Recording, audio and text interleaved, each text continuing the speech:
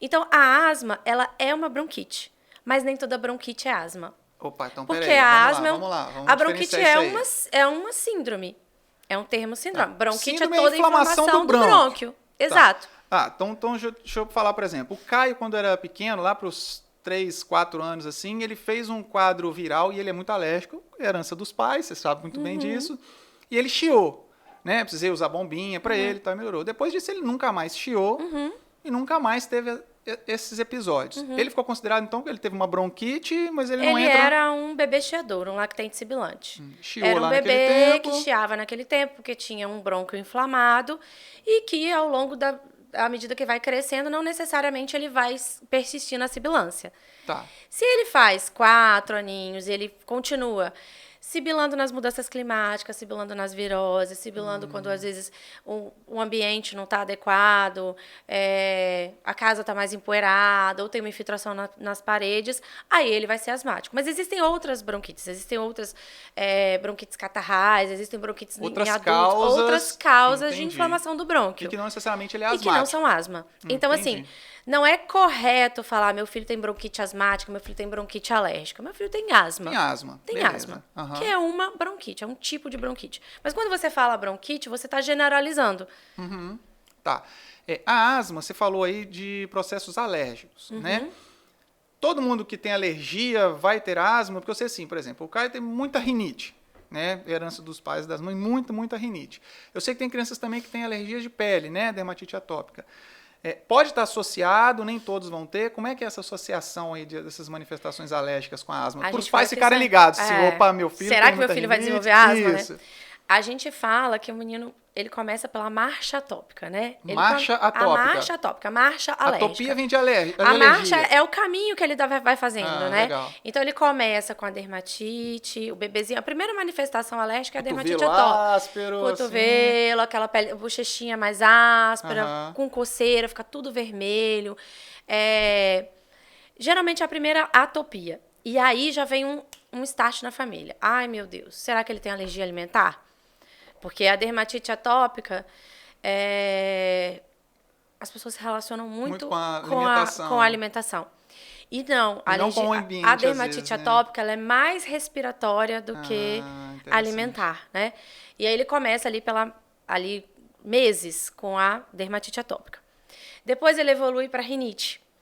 E aí é um pouco confuso. Nariz sempre aquela aguinha escorrendo, coceira, coriza, no olho. coceira, mas é na mesma faixa etária que ele tá na creche. Aí fica confundindo. Aí você não sabe se aquilo se é um monte de virose uma atrás da outra, ou se é rinite, ou se é tudo junto, ou se é uma coisa... Uma hora é uma coisa, outra hora é outra. Dois macetes. Macetes pra gente que é pediatra, né? A mucosa, que é a parte de dentro do nariz, a via aérea, né? Ali dentro ela é pálida. Ela é esbranquiçada na rinite. Ela o corneto, que é a carninha, quando você vê ali no nariz, ele é inflamado, ele é inchado. Quando o menino está gripado, essa mucosa ela é vermelha. Você olha por dentro, o nariz está bem vermelhão. Assim. Chega a estar arroxeado. Tá. Então, isso aí eu consigo diferenciar. Se está com infecção viral, ele está mais com a mucosa mais arroxeada. Legal. Se ele está com crise alérgica, ele está mais pálido. E um macete para a família é que, quando a infecção é viral, se você der antialérgico, ele não vai melhorar. Então, muitas vezes a mãe manda uma mensagem para você, já tô dando um antialérgico, já tem 3, 4 dias, ele não melhora, não vai melhorar. Ele vai melhorar quando a virose for embora. Sim. E aí, se for alérgico, ele vai responder. Então, se você tá o menino lá escorrendo, você deu um antihistamínico, né, um antialérgico, e ele melhorou, aquilo era alérgico mesmo. Agora, se ele não melhora, é viral, não vai melhorar, tem que esperar passar. Totalmente diferente, completamente diferente. Tá. E aí vai precisar da ajuda do especialista para conduzir esse caso aí. Exatamente. E aí, esse menino começou lá na dermatite atópica, ele tá na rinite alérgica, e ele começou nas viroses a sibilar, a chiar. Mas ele chia também fora das viroses. Ele chia nas mudanças climáticas, ele chia nessas situações que eu falei, quando a casa tá com um mofo nas paredes. Uma reforma na casa. Uma reforma, um cheiro de tinta, um cheiro de perfume. Ele, entre um episódio de chiado e outro, entre um episódio, né, que você acha que tá gripado e outro, é um episódio curto, ele tem um curto período de melhora. Ele demora muito para melhorar. Por exemplo, ele gripou, ele fica 10 dias gripado, aí ele fica 3 dias bem, aí ele gripa Depois de volta novo. de novo. O quadro é mais arrastado, isso sugere que ele é um lactente sibilante. Então, liga o alerta quando tiver nessa situação, precisa ir para o especialista para fazer o Exatamente. diagnóstico. Aquele menino que chia quando faz uma infecção viral, mas aí passa 2, 3 meses, ele vai chiar de novo.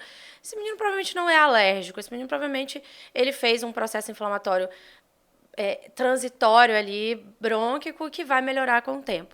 E aí, esse menino que seguiu essa marcha, ele tem chance de ser asmático no futuro. Não necessariamente ele vai ser asmático, mas ele tem uma chance, um risco maior. Então, quando a gente tem um menino com dermatite atópica, tem um menino com rinite, tem um lactente sibilante, que tem uma história familiar de asma, a mãe é asmática, o pai é asmático, tem um irmãozinho mais velho que tem asma, ou o pai não tem asma, mas tem uma rinite alérgica importante, a gente já olha com outros olhos. A gente fala assim, esse menino a gente precisa acompanhar, porque ele tem uma chance futura de ser asmático. Então, tem essa correlação, sim. A gente não tem certeza de que ele vai ser asmático no futuro, mas a gente já começa a entender que aquele menino tem uma probabilidade maior de ser asmático no futuro.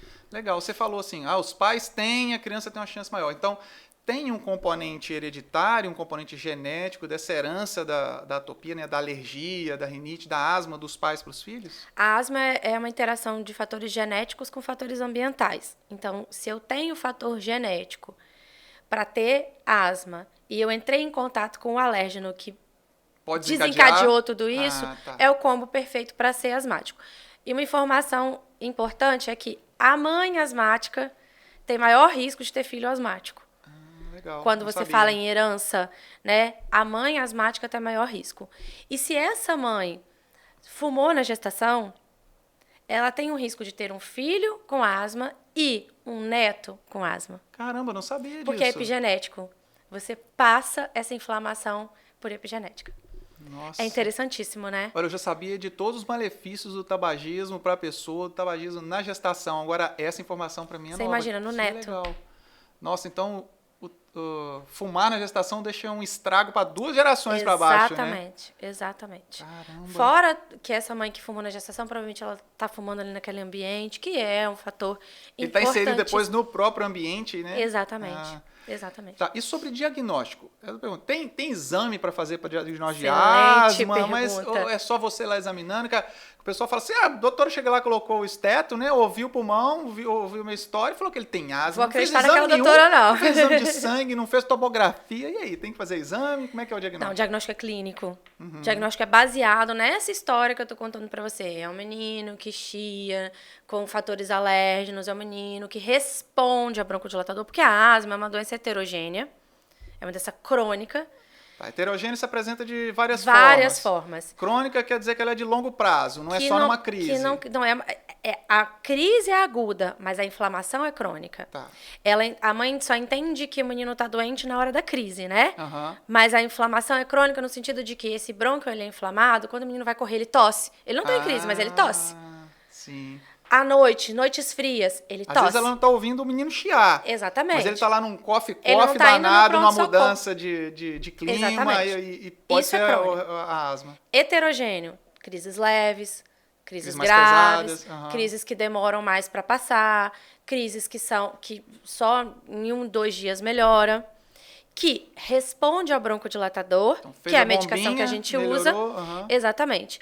Ou melhora sozinho, porque às vezes ela fala assim, eu nunca usei broncodilatador. Mas melhora sozinho, porque ela tem caráter de reversibilidade.